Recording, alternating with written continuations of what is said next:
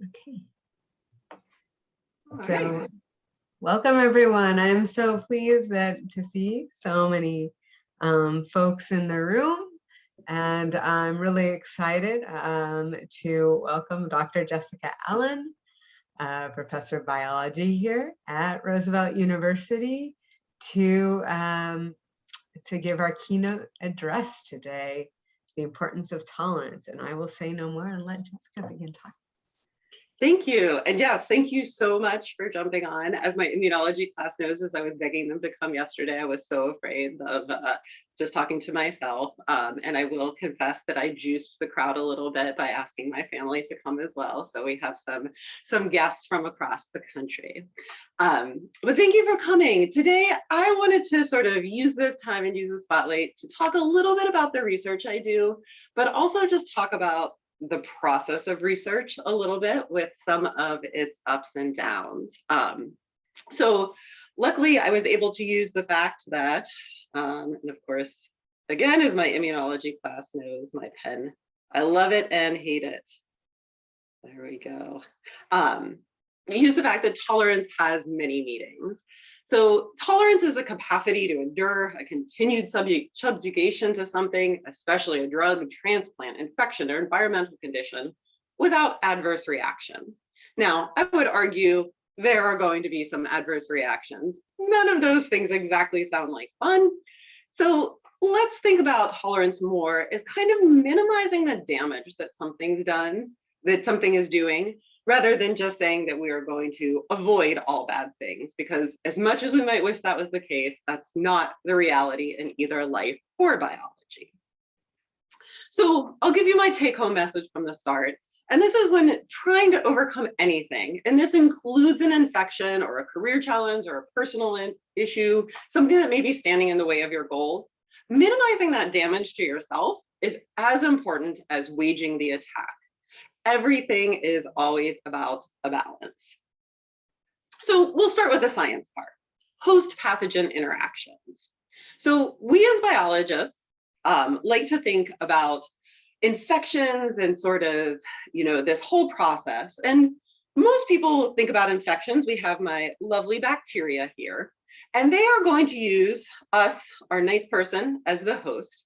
And they are going to come in and start trying to attack us. They are going to steal our nutrients. They may make toxins. They're not necessarily out to harm us, but the truth is, if they're an infection, they're not usually helping us. We as immunologists like to think, though, that we get to fight back. Our immune system, and these are my lovely drawings of immune cells. Yes, definitely not an art major. These immune cells are able to fight back, kill the bacteria, and because we are humans and we are powerful and we are strong, we win. And this is the case for most infections. We fight so many infections in our lifetime, and most of the time, we are still standing here.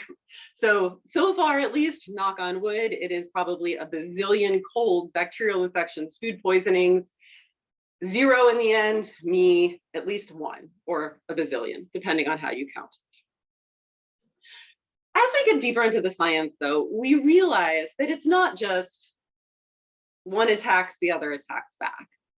Bacteria, same is true with viruses and many other things, actually have numerous different ways that they can kind of counter our immune attack.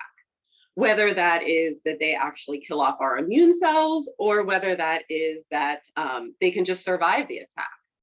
And so this is part of the reason why we actually tend to feel so crappy sometimes when we have an infection, because we have to really ramp up that immune response. We also, though, are not just taking hits.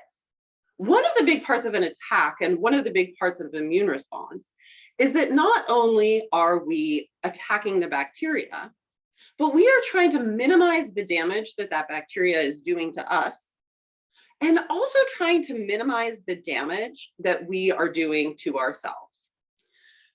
I know immunologists don't always love the war metaphor, but the truth is, if you have an invader inside, it is very hard to get them out without doing any damage to the home that they are in. And so a large part of an immune response is trying to tolerate that infection, tolerate not just the bacteria being here, and tolerate doesn't mean just sitting there and being like, go ahead, bacteria, you win. But it means that as I'm fighting, what can I do to minimize the damage that you're doing? And what are the ways that as I'm fighting you back, I can minimize the damage that this whole war is doing on me? So that's the introduction for the host microbial interactions. But as I said, this is also a talk about my path here. So we'll talk a little bit about just the world interactions. So this is young me, you can tell because I don't have gray hair yet. And I have always known that I wanted to be a scientist. But as many of you probably know, as kids, we don't always know exactly what being a scientist looks like. In fact, if you do a Google image search, apparently you look at grass and rocks and explode blue foam. Blue foam, I guess, is very key to science. Unfortunately, I have never used blue foam in any of my professional endeavors, but I'm feeling I may have missed out. So one of the big things, and one of the problems is when we ask kids, at 7 or 8 years old, what do you want to be when you grow up? It's very hard to know actually what that means that you are doing on a day-to-day basis. And I think that it's important to understand what you love about your job and what is driving you. So for me, I have always, as much as I love science, I love life, I love all of the things that we study as scientists, it always comes down to people. And that's not only studying people and how to make people healthier, but what has been key for me and the ups and downs of science, and what has allowed me to tolerate the challenges of science is really other people. And I can't tell you enough how important it is to just find a few people. So I kind of started my first real scientific summer camp, my first real experience setting foot inside of a college was at a summer camp known as SOARS. This actually doesn't exist anymore. I was desperately trying to Google, I guess, give you a hint as to how old you were. I was there before '99 for high school students, and it brings students from across the country together to really just do some scientific research. And that was my first experience in biology research. And I guess the thing that I think gets left out of, number one, both the science stories that we tell, but also the personal stories that we tell, are all of the things that didn't happen to us. And I think it's important to note that I had this awesome experience at SOARS. I got to study the effects of microgravity on testosterone level production in mice, which for a 16-year-old was incredible. But what I don't mention when I tell this story is that the only reason I did this was because I was 16 and living in Susquehanna Township, Pennsylvania, which is a lovely place, but when you're 16, it doesn't feel like the most exciting place in the world. And so a good friend of mine and I literally just went to the counseling office, found every free camp that we could apply to, and did so. So for this one awesome camp, I got probably another 15 rejection letters that said, lovely, thank you. Good luck with your life. So the importance of just trying is so key to not only just life and a career in research, but it actually is so important to research itself because research is a lot of failures. Now, not everything is a failure. I had the opportunity, thankfully, someone I knew from my high school's father ran a lab and gave me an incredible opportunity then in the summer to work for him after my SOARS opportunity. And about 2 weeks in, I broke a $3,000 piece of glassware. Now, again, this is life, and everybody in my labs know that I will rarely get mad at you for breaking things. We spend a lot of time making sure we will never break the microscopes and never break the most important things. But as my dean is on here, I mean, we never ever break anything. But this is part of doing science, moving around. You are literally doing things. And you know what saved me from getting yelled at and getting fired? It was the fact that I did it when I was washing dishes. And none of the other interns realized that these dishes needed to be done. And that maybe as the unpaid or lowly paid intern, it was maybe your job to do those dishes and not the postdoctoral and research fellows. So I have always found that when in doubt, it is helpful to do dishes because you never know when you will break one and you've already earned that keep. I did then get to go on to Wesleyan University. I knew at this point in time that I wanted to do something in science, and so was so excited to be at a liberal arts college that did have an active research program, something like Roosevelt does. And I did have the honor of working for Laura Grable, who took me in and let me really do my first science experiment. But I think it's also important for students to realize that even as your professors, it's not always that all of our professors thought we were awesome. The first semester that I spent working in her lab, I did it without a grade. She called me in at the end of the semester and said, oh, if you had been taking research for a grade, you would have failed. That would have not been cool. Luckily, I wasn't taking it for a grade, but research is a learning process. And I did learn, and I did take it for credit, and I did not fail. Although I will say by the end, she was still a little disappointed because she felt that my project should have earned high honors and I still hadn't worked hard enough. So at this point in time, I have my fancy degree and I know I want to be a research scientist. And I will say that as much as I am speaking negatively about Dr. Grable, she was super supportive and she actually was right. I needed to learn that science could not just be something that was done on the side. And if I really wanted to be a research scientist, I had to put away some of my extracurricular activities. Not all of them, but at least some of them. So thankfully, that gave me the opportunity to realize that it might be good if I worked for a little bit. So I worked and got some more experience, and we will come back to that. Because at this point in time, I'm working and I'm thinking that I am never going to be able to go to graduate school because I will just break classware and disappoint my mentors. And I'm trying to figure out if I can be successful, as I am clearly failing. But we'll turn this back to the science for a second, because during this period in my life, things aren't feeling all that great. It's kind of like when we are in the middle of an infection. So what can we learn about tolerating my failures as we learn about tolerating infections? So we probably all know somebody that, is a nice person, they get infected, and we tend to think that the more infected somebody gets, the worse they feel. So if we were going to draw a graph of this lovely individual, what we would say is that their health goes down as the microbe number goes up. If we accidentally eat one bacteria, no big deal, we're not going to feel sick. We accidentally left that bologna out for way too long, lots of bacteria, we are going to feel worse. Kind of makes sense. But the truth is that that's not how the world works. Now, if it was, all we would have to worry about is resistance. We'd basically say, anytime we get sick, all we need to do is kill those bacteria and we will start to feel better. We've spent a lot of time doing this, and I don't want to knock antibiotics, they're extremely important, but clearly, especially, as we've seen for people who are struggling with long COVID, even getting rid of the microbe doesn't always just magically make you better. And I think we can learn something from those lovely, maybe slightly annoying people who they have the same infection as you. You know that you live in the same house, you're their roommate, and I get sick and I'm sort of lying on the bed, whining and sort of saying like, I don't even think I can make it to the kitchen. And then I had a roommate in college who was like, yeah, that's what I had last week. Oh my gosh, I had to cut down my 5-mile runs to like a mile. What is wrong with you? Who are you? And how do you have these magical powers?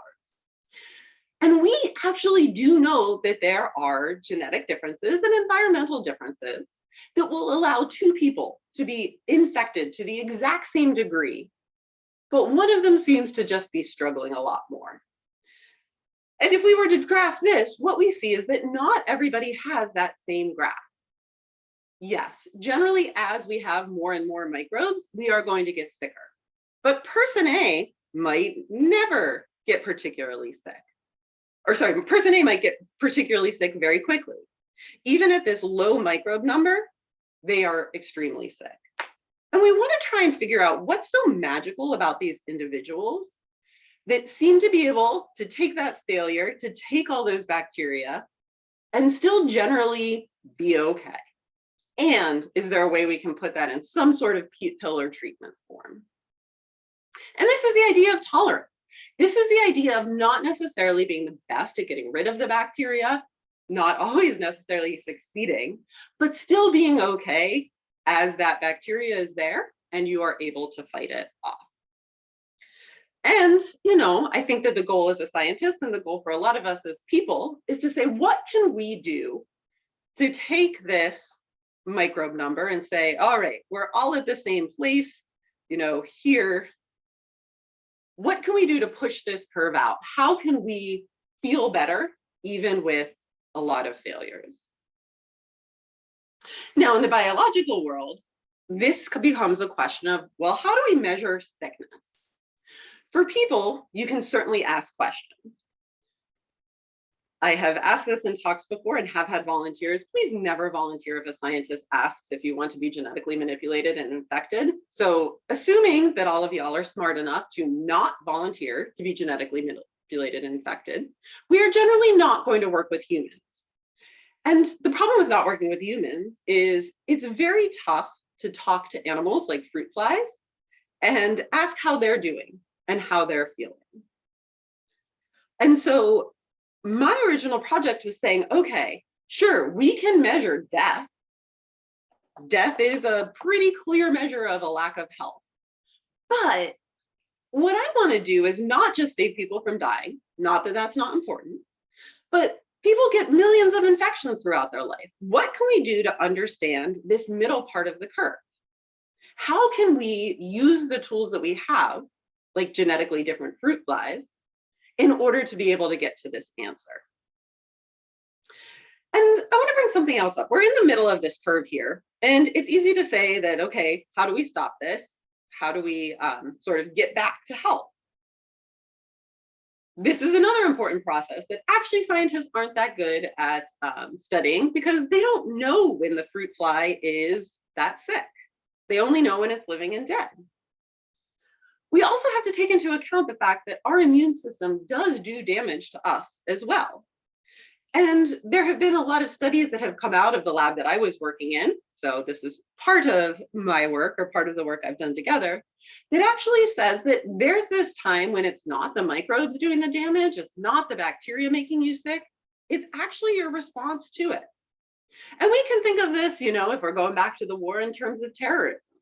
At some point, it's not the terrorists. It's the fear, it's the attack on the terrorists, or the quote unquote terrorists, that is actually doing more damage than what we're supposedly fighting itself. And so how can we get better ideas of what these measures of health are and adjust with them better? Now, in the lab I was in, studies were being done with mice, and they were able to use a number of different measures. Mice are much easier to bleed. They have blood. If you try and bleed a fruit fly, they do have something called hemolymph, but they don't really survive that. They're pretty tiny and don't have much to give. So I couldn't do what exactly they were doing with the mice, but I wanted to do something. And the reason I wanted to do this is because, well, mice may be a little bit more like humans. It's much harder to test a whole bunch of things in mice. They're much more expensive, they're much harder to work with, and there's much more variability. So if we want to try and isolate what these factors are, we need to go simple. Now, as I'm trying to talk about measuring health, as we're talking about failure and tolerating failure, I think it's also important that we think about, in life, how we're measuring success. For me, I felt like I had success because after my initial job, I was still failing at it. But luckily, again, just showing up and working hard paid off. I had one of my bosses at my first job come up to me and say, "You're clearly working hard, but you're clearly not loving what you're doing." And that was true. But just working hard was enough to get her to recommend me to a friend of hers. And again, this is not you necessarily having connections to Harvard people. This is about me finding a job at the Brockton VA hospital, which is much further outside of Boston than I realized. And then doing a good job and having somebody notice enough to get that connection. Now, there was a catch because Andrew Lichtman actually ran out of money. So I was about to lose my job, but thankfully, again, I worked hard enough that I got yet another opportunity. He passed me off, shared me, recommended me to yet another Harvard MIT scientist. And so these started to feel very much like success. And this success, came sometimes from failures. And what was so great about ending up in Rick's lab is that Rick introduced me to the people who literally wrote the textbook on cellular and molecular immunology. So by the time I was applying to graduate school, it didn't feel as scary because if you've literally met all of these three people, they don't seem quite as intimidating. In fact, Shiv Pillai, for any of you in my immunology class, I have yet to show you his rap videos, but he has some pretty amazing antibody rap videos. So it's kind of hard to be too scared of somebody who's rapping about antibodies. And this was great. I was on my upward trajectory. I was headed off to the Stanford Immunology program. They offered me a fellowship right from the start. I had some early success because, well, you can't see, this is actually me working with Gabe, a med student, and my boss, Dr. Judy Shizuru. We were able to publish very early and things seemed like they were going great. I even got a little write-up. It's really, your parents are very proud when you can send them a Stanford link and say, look, I've done something. But the truth is, after that initial success, graduate school was really hard for me. I was struggling with depression to some extent, and you'll notice that much of what comes up on my resume during this time, not that I expect you to read it, were all things outside of the lab. I was working in leading summer institute research programs for high school. I was developing workshops. I was TAing. I was working in the graduate program. But the thing is that, again, these connections kept me going. And so while I was not the most successful of graduate students for a long period of time, I was able to find meaning and success in other things. And I think that it's important for all of us to realize that just because you may be feeling like you're losing at one battle, it doesn't mean that you have to give up. You can kind of change your focus and find other things that are healing to you. This was my way of tolerating that graduate school infection, finding ways to heal and re-energize myself by doing things that I really liked and was very good at, or at least better at than I was with the research I was doing at that point in time.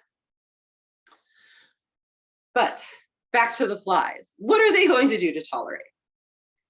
We were saying, how do we measure success and how do we measure sickness? So sickness in flies is tough to measure, just like success in people is. And there are different approaches. But the approach I took was thinking that some of the things that we see declining with age are the same things that we see declining during infection. All of us kind of become a little bit older when we're sick.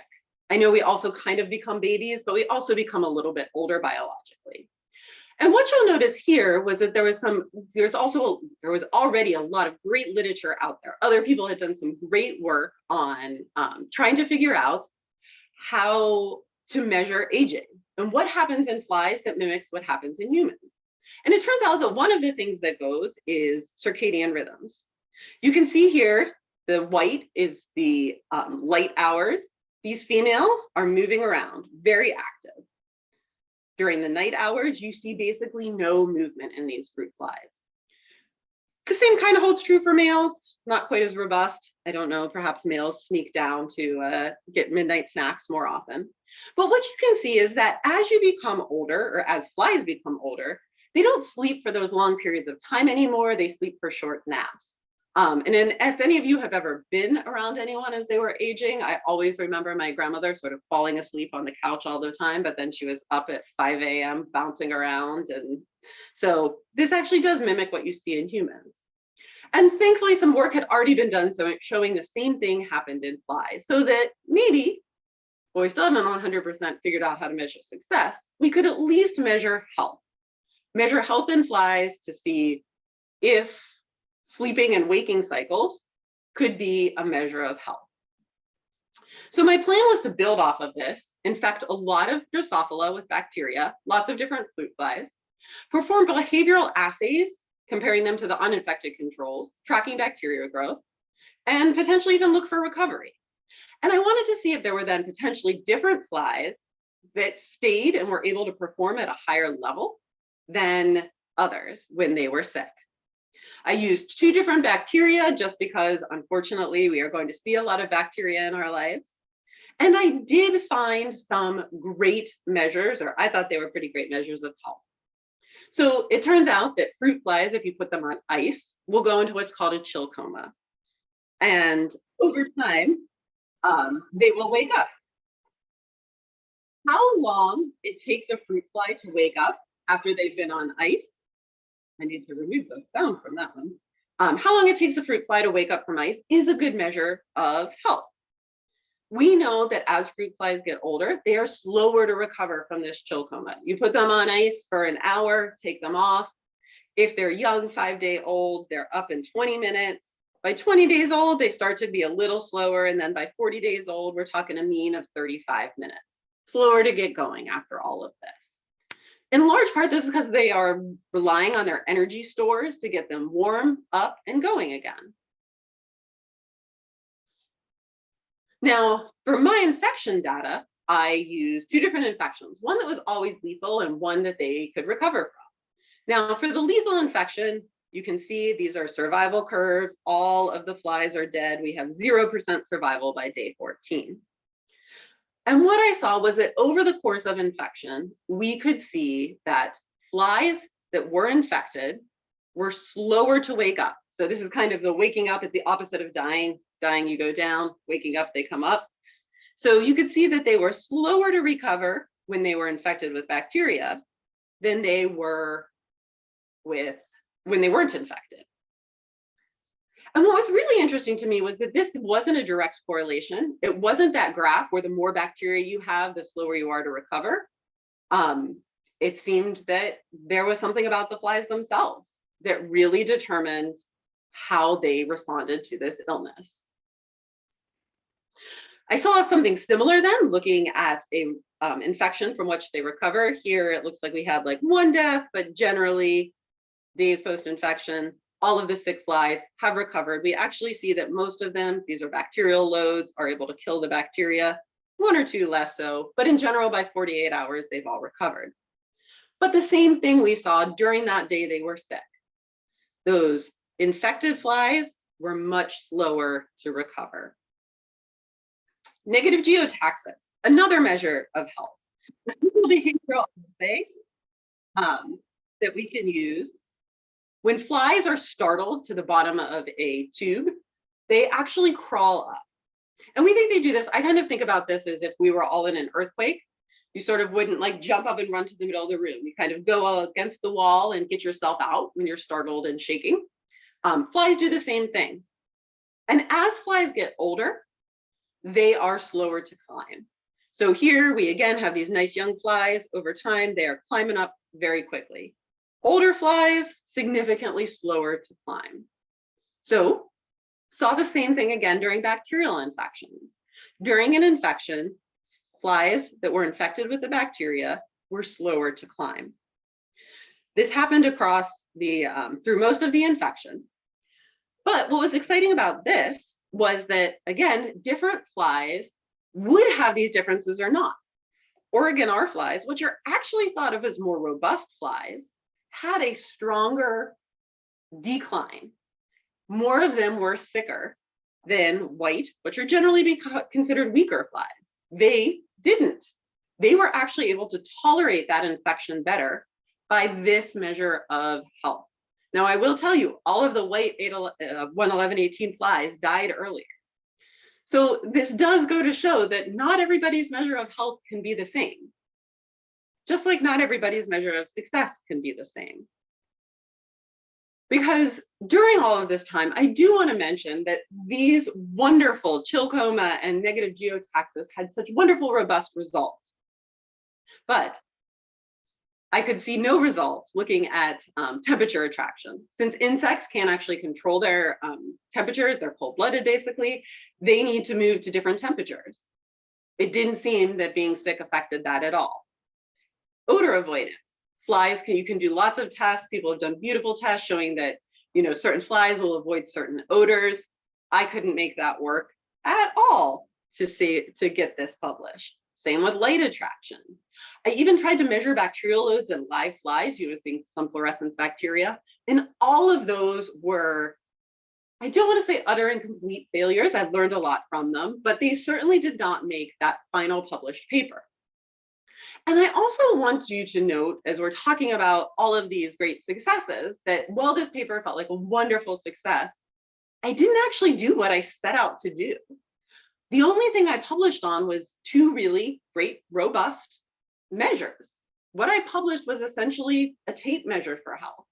I didn't actually get to the point where I was able to try different flies to figure out how to make them healthier.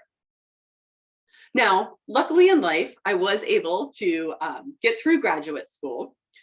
And so what happened next? Well, a lot of things happened. I started a really awesome postdoctoral position. This was when I started my work on flies.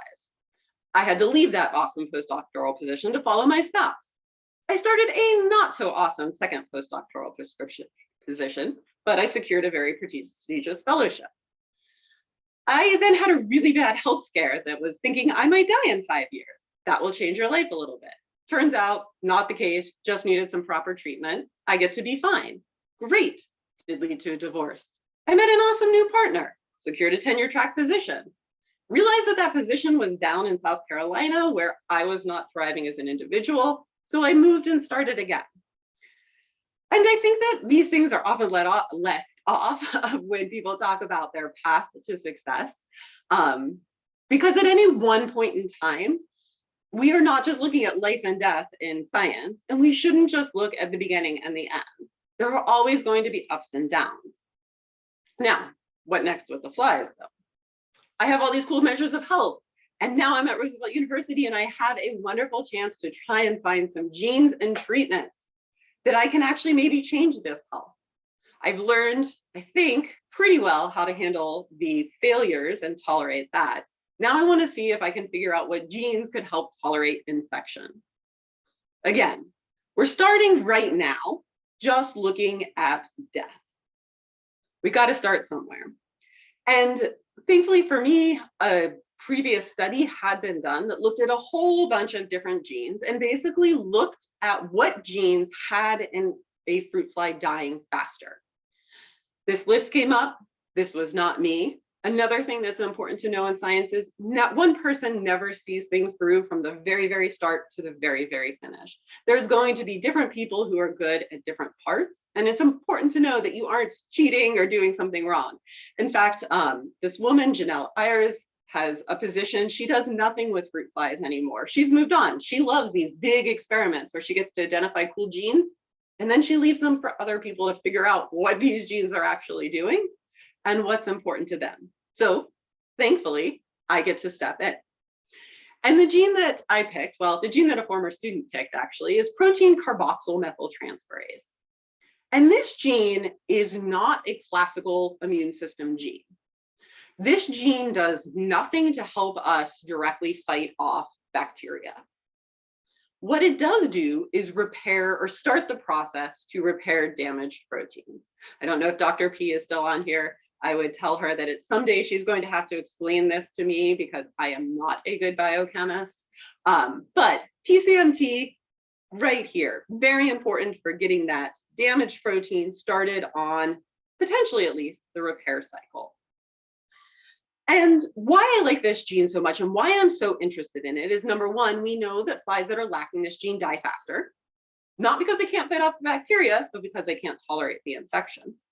But it's also a good model gene because you and I might likely have different versions of PCMT. There are a lot of different alleles out there that some are better at triggering protein repair, others a little bit less so. This could be one of the reasons that I might be down here dying from the very same bacterial infection that is just slightly slowing down my crazy roommate. Not crazy, she's actually wonderful. My wonderful former roommate marathoner.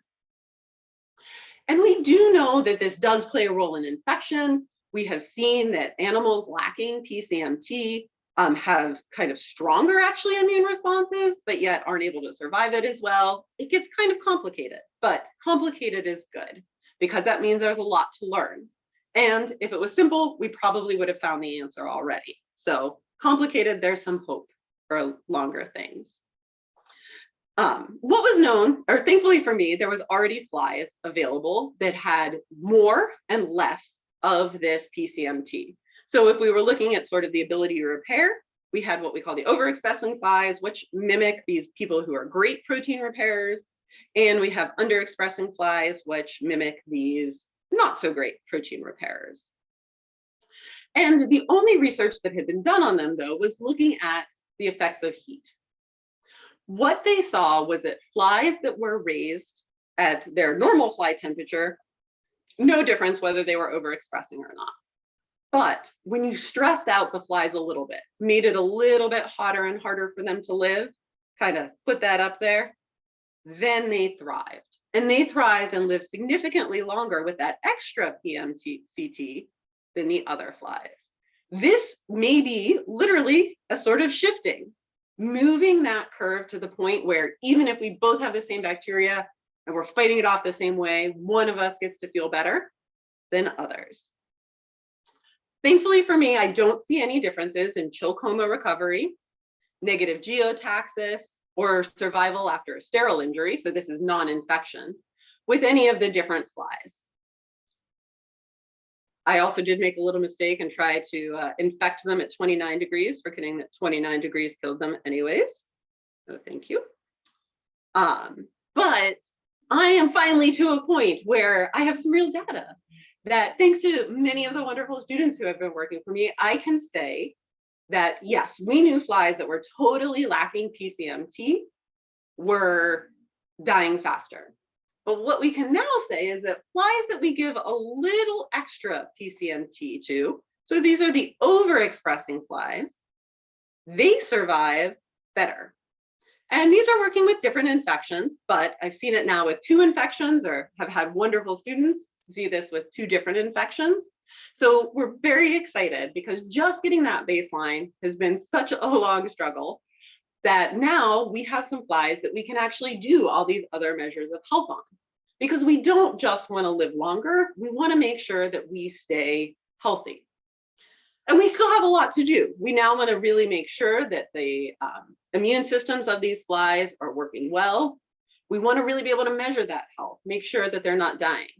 We also want to see and make sure that PCMT, there's not a lot known about it, what it regularly does during infection. So does it come up and down? Do people change different levels during the course of infection? So lots to do there. And hopefully for me, you know, I have learned to tolerate as much as I can for my failures and infections, but hopefully I will be able to have the honor to continue working with these wonderful students here and learning more about how hopefully we can learn to tolerate both failure and infection a bit better. Do want to give a shout out to the wonderful students. So our underlined students, those 4 are the ones who produced the 2 graphs. 2 of these were at my former institution, Columbia College, but Leslie and Pritt were working with me in the fall semester and got that beautiful MRSA graph. And the people, helpers, again, you never do science on your own, that helped me with establish those original chill coma and negative geotaxis data is there.